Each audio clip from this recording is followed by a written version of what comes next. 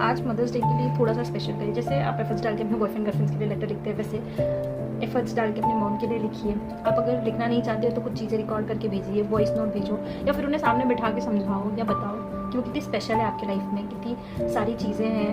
मतलब बहुत ही बेसिक सी चीज़ें होंगी, कोई बड़ी सी चीज़ नहीं है, बट उन्हीं बेसिक चीज़ों की वजह से आप सर्वाइव कर रहे हैं आज, एंड आपको रियलाइज़ नहीं होता क्योंकि आप उन्हें डेली देखते हैं, वो रोज़ आपके सामने है। तो जब तक कोई चीज़ आपके सामने होती है तब तक आपको रियलाइज़ नहीं होता कि वो कितनी इंपॉर्टेंट है, कितनी ज़रूरी है वो चीज़।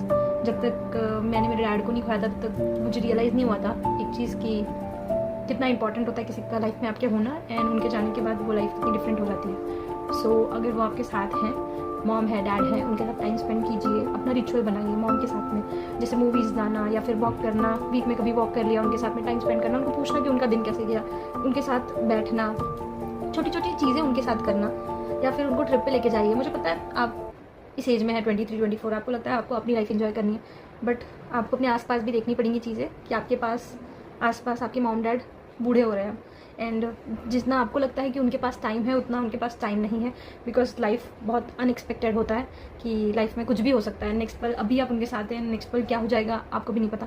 सो लाइफ में कोई रिग्रेट ना रह जाए, इसीलिए आप उनके साथ जितना हो सके उतना टाइम स्पेंड कीजिए। जो आप ट्रिप प्लान्स करते हैं प्लीज़ आप अपने ट्रिप पे अपने मॉम डैड को भी ऐड कीजिए, बिकॉज आपको इतने अलग अलग वेज़ में पता चलेगा जितने वेज़ में आप उन्हें जानते भी नहीं हैं। बहुत सारी चीज़ें मेरे डैड की जो मुझे कभी पता ही नहीं थी, वो लॉकडाउन में जब हम साथ में बैठते थे तब मुझे बहुत सारी चीज़ें मेरे डैड के बारे में पता चली।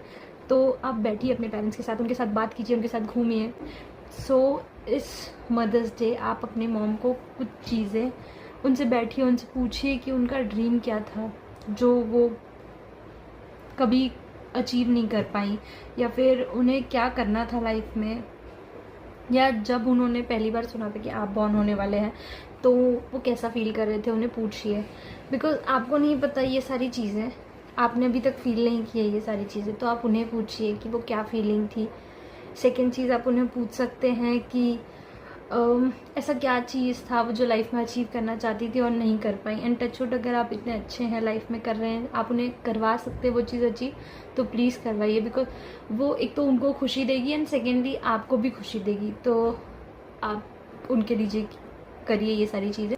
मैं ये सारी चीज़ें इसलिए बता पा रही हूँ because I have lost my father and I know most of the thing I regret now.